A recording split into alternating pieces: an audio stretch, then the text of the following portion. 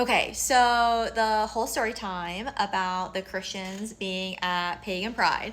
Why they didn't set up their own booth, I don't know. They absolutely could have, especially because like not everyone who was at Pagan Pride was like pagan or spiritual. There were a few people who were just like Halloweeny people, or there was a decent amount of like the atheistic Satanist like type of crowd. Nothing wrong with that, but I assumed Pagan Pride would be like Pride Month in June, but a little bit different. But with like spirituality or whatever. So it was a really interesting market.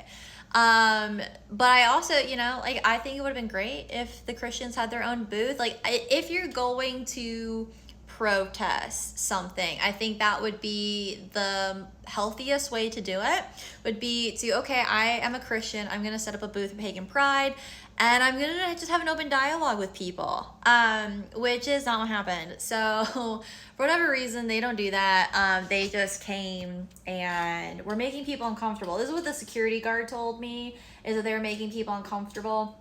I don't know what they did. So what they did to me, if I can get into it, is so my harvest candle, my Little Red Riding Hood is what I named her, but my harvest candle that I had lit for the event, the wind blew it out, which I thought was interesting timing. So wind blew it out, I go to relight it, and then I see the little business cards, which have been left at my booth at the flea market multiple times. So I just was very lighthearted, like, oh, the Christians left me cards to Jesus. And I was laughing, and I take a picture, and this woman who was in my booth just she like looked over, and I was like, the Christians, because I'm thinking she's there for the pagan thing, so I think she's gonna understand why I think it's funny, because I had no idea how long they had been like they were near my business cards and near my business logo sign that I have, so my ram skull. And then my candle, and so there were just the cards there, and I'm laughing, I take a picture of it, and she's like, oh, what? Like, I didn't realize, this is all in reflection, but she was the Christian who left them. Like, I'll spoil that right away, which I did not realize was the situation. I didn't know how long they had been there. I had been over at my chair doing tarot readings, doing my own thing, and so when I saw that, it just happened. It just occurred, and I think she was surprised at my confrontation, which was accidental. Which I would have confronted her if I knew anyway. Like if I saw her set them down, I would have confronted her. But I did love just the natural timing of it, that the wind blows out my candle, I get up, I go to relight it, and there's these cards, and then I go get my phone and take a picture and send it to my husband, and I'm just being funny. And it turns into, she's like, well, did you click on the QR code? Like, what is it? Did you check out the website? And I was like, oh, no, I mean, I've seen these before, but whatever. So I humored her, and I'm going through it, and I was like, yeah, it's just a basic website. Like, people can't go into a church. And I think she was like a little like, oh, and she goes, well, what are your beliefs? And again, I wasn't thinking she was the Christian who did this. I found out about a good 30 minutes later, or even longer, actually. I'll tell the whole story. But anyway, so I start talking to her because she starts asking about my beliefs. And I started explaining, she's like, well, what's your background? And so I started going down like the stories, like, oh, I don't know where you want me to begin. I don't know how much time you have. But like, I grew up in a my family history has Catholicism within it, but I wasn't raised Catholic, and that's a huge distinction that I want to clarify. But my grandparents' side, on both my mother and father's side, were raised Catholic, Roman Catholic, Irish Catholic. That's a whole thing in itself. And then I was raised non-denominational Christian, and I've read the whole Bible. I am well studied in theology, and that includes theologies that I don't necessarily subscribe to. So it's always funny to me when people, especially Christians, think that I'm uneducated, that I am my own spiritual being, I'm a Luciferian, I'm an occultist, I'm this and that because I'm uneducated. That is what's funny to me, is they always assume that I'm uneducated. And so she asked me, and well, what, from the beginning, this is, and she goes, oh, wow, so you did, and then her husband shows up, and he's asking questions.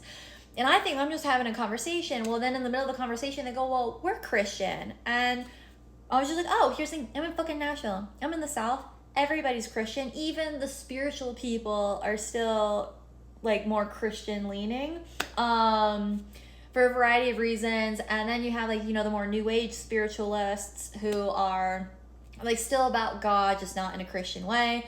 Blah, blah, blah. I don't care. I'm open to everybody. But I was like, well, if I had to summarize, I would say that I think God or the universe or spirit, etc., is in everything. And we had a really nice conversation. I was explaining things and they were asking a lot of questions. And they were like, so, and like the whole difference was that what was the metaphor? So I told them, because they're like, well, so you think that you could become God? And I was like, well, no, yes, but no. And I was like, this is where it gets complicated. I was like, so let's be parents, okay? You're a parent. So while you're a parent, you are temporarily a authority figure, and I mean temporarily in loose terms. Essentially, as a parent, as an elder, you're always going to be within reason, you're going to be a authority figure forever, is kind of the point I'm trying to make with all my fucking little quotes. So you, as a parent, you expect to be an authoritative figure over your child for a while, but they're still their own autonomous being. So God, in a Christian context, as the father, he is the father, he's the parent. Again, I am utilizing their language to help them understand my point. And so I was like, so as a parent, you raise your kid and all the above, but you still know that they're their own autonomous being, and then they grow up to become their own adult. They're not your children forever. And then, they evolve and they ascend. So I was like, essentially, yes, we can become God, we evolve, we grow up. That's one of the best expressions that I could come up with. And they were amazed by it. They're like, oh, I seem to be really making them think about things, and also their understanding of they thought that I was uneducated. They thought I was uneducated, and it just proved how uneducated they were about all of these things. And then I threw out there that my husband's been currently listening to the Book of Thomas, which is a really difficult Christian Bible book to read, a really difficult chapter. And they were like, whoa, you're reading that? Your husband's reading that? You know about that? And I was just like, yeah. So anyway, long story longer, it got to the point where they were just like, well, we gotta go. And I was like, oh, I'm making you think too much. And I thought that was very interesting. So they left and it was fine. And then it later it is brought to my attention, hey, did the Christians bother you? And I was like, well, there are some Christians that I talked to, and some Christians left the cards, but apparently they had to be escorted out or something like that. They were making other people incredibly uncomfortable at the Pagan Pride Fest. Now, here's the thing. If they did to others what they did to me, then I think the pagans and the occultists and the spiritualists at the Pagan Pride Fest need to have some thicker fucking skin when it comes to fucking Christians. Are you fucking kidding me?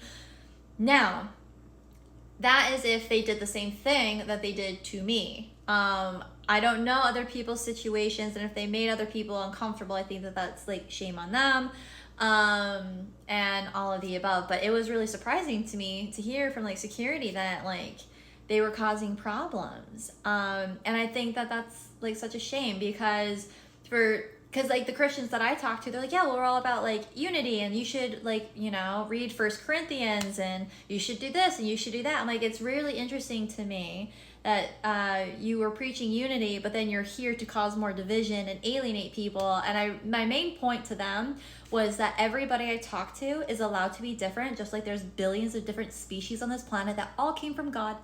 And everyone I talk to, I don't focus on our differences. I focus on our similarities and our humanity, and I allow them to have their own relationship and perspective with God. That is none of my business. And yeah, I don't know. I hope that I changed some lives in that way.